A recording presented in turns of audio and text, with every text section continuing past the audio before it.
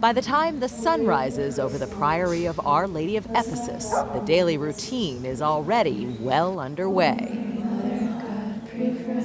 The Benedictine sisters who live here only sit for one midday meal, so they stand as they eat a tiny breakfast before they file into church. There is no whispering here, no gossip.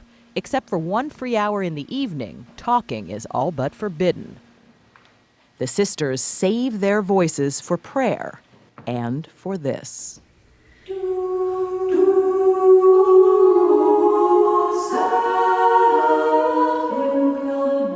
They're not angels, they only sound that way.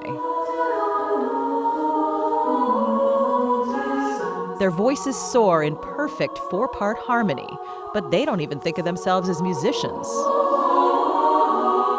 or even decent singers. We're not great singers, that's the thing. I mean, we're not. You're not? How do you make this beautiful music? Well, when you sing together 5 hours a day, that's part of it.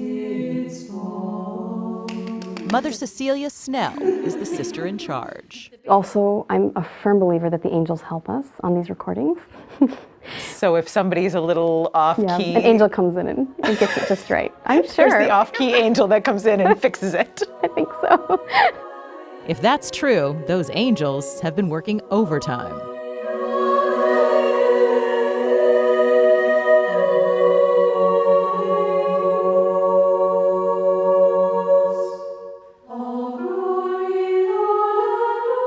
In the traditional classical album category, the Benedictine sisters are, well, rock stars. Last year, they hit #1 on the Billboard Traditional Classical chart, edging out a slightly more famous group from Salt Lake City, Utah. In fact, they were Billboard's Classical Artists of the Year in 2012 and 2013. Whether or not you believe in divine intervention, their story seems pretty miraculous.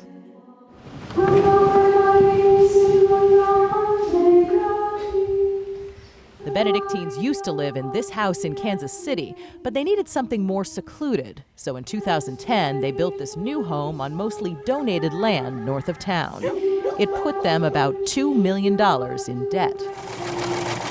The sisters do receive donations, and they make money sewing and selling priestly vestments and sacred linens, but not enough to put a dent in their loan balance. They even sold a handful of homemade CDs of their hymns, but that didn't help much until a record producer heard their music and paid them a visit.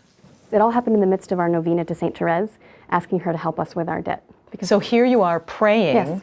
asking for help Yes. with the debt, and music producers basically show up on your doorstep. Exactly. That's how God works. We didn't expect it to come quite from that direction, but there it was, and there were no drawbacks really on our end. We just would do what we did before with our CDs, but they would help us with the production and the distribution.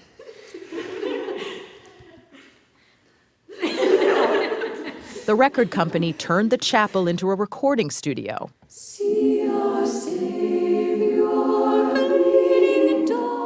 36-year-old Mother Cecilia, who once went to music school at Rice University and played French horn for the Columbus Symphony, handled the arrangements.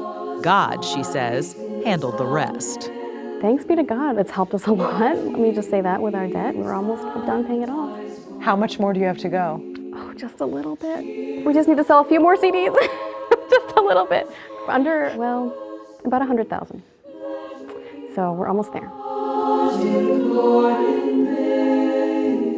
So far, they've put out 3 albums, selling just under 150,000 copies all told. Clearly, virtue has a place in the market.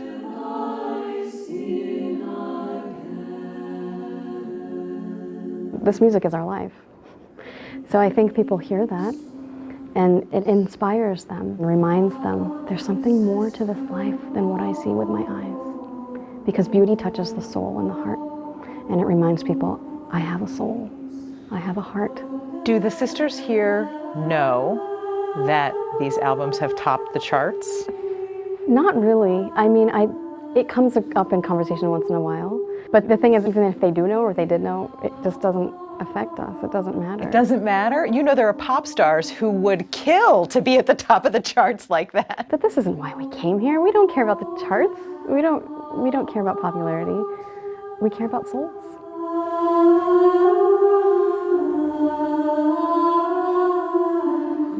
All the dairy we eat, we work for it. You milk those cows. We do. By hand. We do, by hand.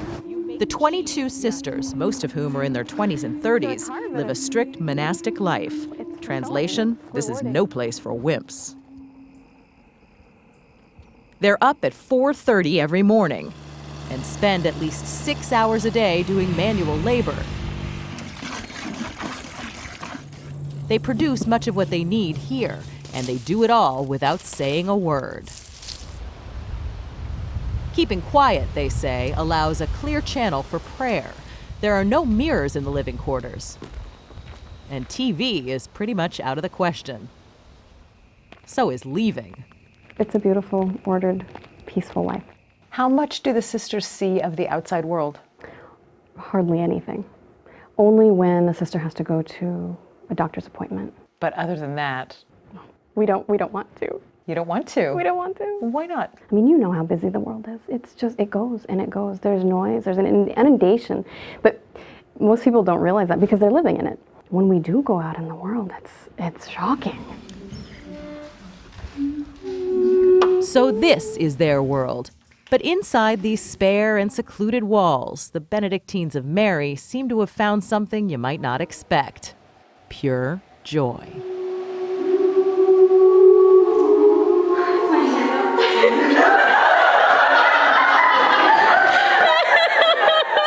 Maybe some people will look at us and say, oh, what a shame.